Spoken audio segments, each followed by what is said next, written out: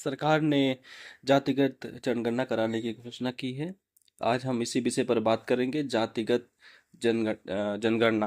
पिछले कुछ समय से अखबारों में आप लगातार पढ़ रहे होंगे कि कुछ राजनीतिक दल जो जनगणना हमारे यहाँ होती है, जो सेंसस होते हैं, जो हर 10 साल के बाद होते हैं, इस बात की मांग कर रहे थे कि जाति के आधार पर जनगणना कराई जाए।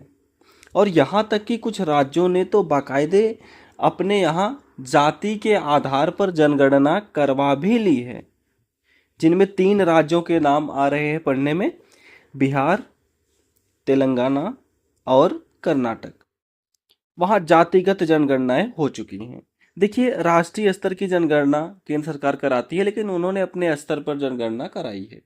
उनका अपना उद्देश्य था।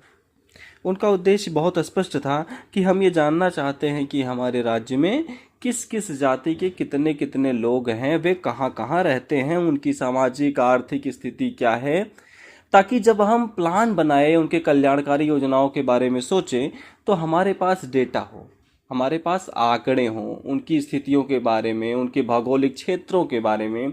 सच बात तो यह है कि तभी सही मायने में प्लानिंग की जा सकती है, योजनाओं का सही तरीके से कार्यान्वयन भी किया जा सकता है। और इन 3 राज्यों के ने किया है, और 3 राज्यों के करने के बाद वहाँ लोगों के जो ओपिनियन मिली, तो शायद केंद्र सरकार को ये लगा कि नहीं, ये उपयोगी हो सकता है। तो केंद्र सरकार ने कल ये डिसीजन लिया कि नहीं, अब अगली जो जनगणना होगी उसमें जाति की भी गणना की जाएगी। यानी कि पूछा जाएगा लोगों से कि आप किस जाति के हैं, और बाकायदे फिर उनका उपयोग आवश्यक कामों के लिए किया जाएगा। दोस्तों, इसके राजनीतिक पक्ष को आप भूल जाइए, क्योंकि राजनीतिक पक्ष सिविल सेवा एग्जामिनेशन की प्रिपरेशन के लिए उपयोगी नहीं होते हैं। हम तथ्यों पर आएंगे, तथ्यों के बारे में बातें करेंगे। ठीक है, सीधी सी बात है कि जातिगत जनगणना की बात हुई है तो 2 टॉपिक हमारे लिए बहुत इंपॉर्टेंट यहाँ हो रहे हैं। 2 टॉपिक। पहला, जनगणना अपने आप में हमें मालूम होना चाहिए कि जनगणना का इतिहास क्या रहा है, बहुत ही सामान्य तौर पर। और जब हम जनगणना के इतिहास के बारे में पढ़ेंगे तो स्पेशली जातिगत जनगणना का जो इतिहास रहा है, हम उस पर हमारा ज़्यादा ध्यान होगा और ज़्यादा फोकस होगा। कि जब भारत में जनगणना की शुरुआत हुई, तो ठीक है, वो तो एक बात है कि जनगणना की शुरुआत हुई और फिर लगातार 2011 तक जनगणना होती रही। 2021 में कोरोना की वजह से जनगणना नहीं हो पाई, ये तो एक हुआ। दूसरा ये है कि जातिगत जनगणना का क्या इतिहास है, नंबर 1। दूसरा है जाति, भारतीय समाज में जाति की स्थिति, उसका जातियों की उत्पत्ति कैसी हुई, उनका विकास कैसे हुआ, और फिर समाज पर जाति का क्या प्रभाव पड़ा। मुझे लगता है कि ये सोशियोलॉजी का हिस्सा है, और मेंस की दृष्टि से यह एक इम्पॉर्टेंट टॉपिक हो गया है, और खासकर इस साल जो मेंस के एग्ज़ाम होने हैं उस दृष्टिकोण से।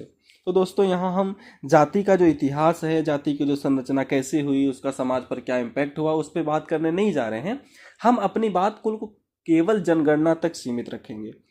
ठीक है फ्रेंड्स, जो हमारे यहाँ जनगणना का जो इतिहास है, आप जानते हैं 1881 से इसकी शुरुआत हो गई है। पहली बार 1881 में जनगणना हुई। आपको मालूम है कि 1858 में भारत सीधे क्राउन के नियंत्रण में आ गया था। इसके बाद 1881 में पहली बार जनगणना हुई, और इसके बाद से हर 10 वर्ष बाद जनगणना होने लगी। देखिए, अंग्रेजों का अपना एक सिस्टम होता था, और बहुत ही वैज्ञानिक और सिस्टमेटिक तरीके से काम करने में विश्वास रखते थे। और भारतीय समाज को देखने के बाद उन्हें ये बात समझ में आ गई थी कि यहाँ जातियों को समझना बहुत ज़रूरी है। ये बात अलग है कि वो बाद में उन्होंने इस जनगणना का इस्तेमाल, जाति की जानकारी का इस्तेमाल अपनी सत्ता को मजबूत करने बनाने के लिए किया, वो एक अलग मुद्दा है। लेकिन उन्हें लगा कि नहीं नहीं, भारत में ठीक है, जनगणना तो होनी ही चाहिए, लेकिन साथ ही साथ जाति की भी गणना होनी चाहिए। तो ये सब होता रहा, और 1931 तक जाति पर आधारित जनगणना होती रही। लेकिन 1941 में जब जनगणना हुई, तो जाति के आंकड़े तो जुटाए गए।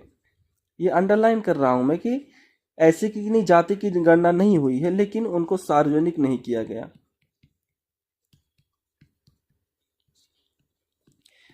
1940 तक पहुंचते पहुंचते भारतीय समाज की स्थिति क्या हो गई थी।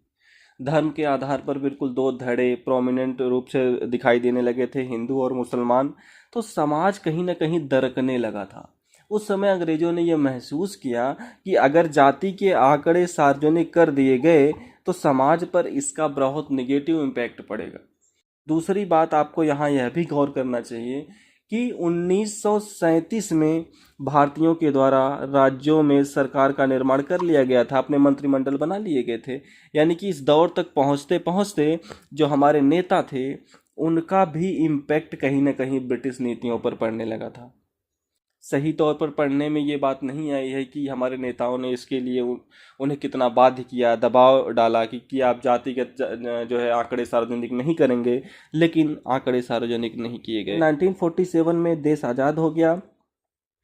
51 में फिर देश के आज़ाद होने के बाद की पहली जनगणना हुई। फिर इसके बाद जो जनगणनाएं हुई हैं उनमें जाति की गणना नहीं हुई है, लेकिन हम आगे जा करके उसको थोड़ा करेक्ट करेंगे। आपने ध्यान दिया होगा कि हमेशा सरकार अनुसूचित जाति और जनजाति के आंकड़े देती है। इसका मतलब है कि अनुसूचित जाति और जनजाति के आंकड़े जुटाए गए, यानी कि जनगणना में अनुसूचित जाति और जनजाति की भी गणना हुई। दोस्तों, इसके बाद फिर क्या हुआ, आपको ध्यान रखना होगा कि 1991 में राज्यों को ये परमिशन दिया गया कि आप बाकायदे अपने यहाँ ओबीसी की सूची तैयार करने के लिए जनगणना में इसे शामिल करें। 1991 आपको मालूम है कि जब ओबीसी के आरक्षण को लेकर के आंदोलन चला और जब उनके लिए आरक्षण की व्यवस्था की गई तो स्वाभाविक था कि आपके पास कुछ डेटा तो होने चाहिए। तो राज्यों को ये कहा गया कि आप अपने अपने ओबीसी की सूची बनाइए और इसके लिए बाकायदे आप सर्वे कराइए। और लेकिन राष्ट्रीय स्तर पर इस तरह की कोई सूची तैयार नहीं हुई थी। अब सवाल ये उठता है कि जातिगत जनगणना आज़ादी के बाद अब तक कराई क्यों नहीं गई। तो उसके पीछे बहुत ही सिंपल सा थॉट था, और ये थॉट ये कि भारतीय समाज ऑलरेडी इतना विखंडित समाज है, जातियों के आधार पर विखंडित समाज है, और यदि हमने उनके आंकड़े जुटा करके और उन्हें सार्वजनिक कर दिया तो इससे कहीं ना कहीं हमारा जो समाज है विभाजित होगा, कमज़ोर होगा, और इसका इम्पैक्ट कहीं ना कहीं हमारे नेशनल यूनिटी पर भी पड़ सकता है। हमारी जो राष्ट्रीय एकता है वो कमज़ोर हो सकती है। 91 में सर्वे किए राज्यों ने, ओबीसी की सूची तैयार की।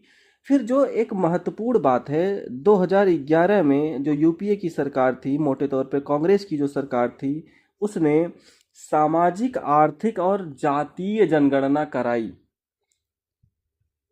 सामाजिक आर्थिक का मतलब है कि उनका क्या क्या सामाजिक स्टेटस है, आर्थिक स्थिति क्या है, और साथ ही साथ जातीय जनगणना भी हुई, लेकिन जातियों के आंकड़े सार्वजनिक नहीं किए गए।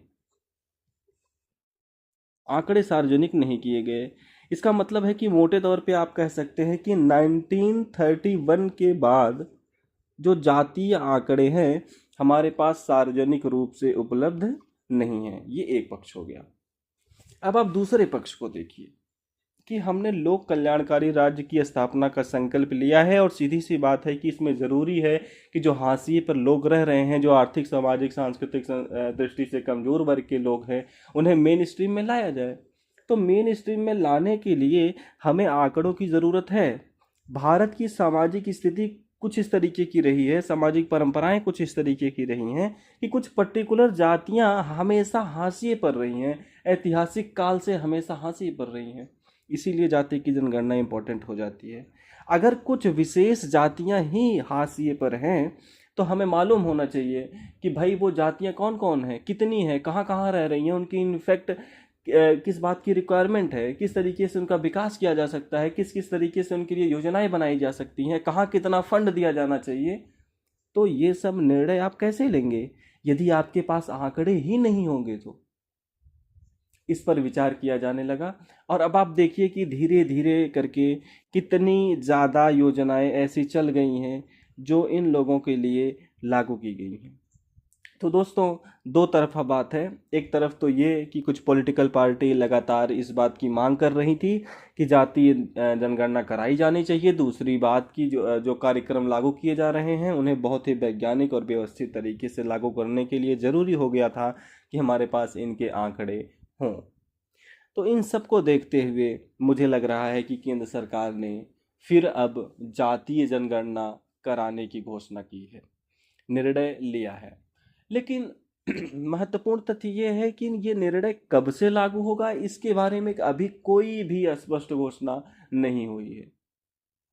तो दोस्तों, जातीय जनगणना के बारे में कुछ महत्वपूर्ण बातें थी। आगे जिस तरीके के डेवलपमेंट होंगे हम लोग उस तरीके से इस विषय को आगे बढ़ाएंगे। फिलहाल बस इतना ही। इस वीडियो को देखने के लिए बहुत बहुत धन्यवाद। वीडियो अगर आपको अच्छा लगा हो तो प्लीज़ चैनल को लाइक करें, शेयर करें, सब्सक्राइब करें। बहुत बहुत धन्यवाद।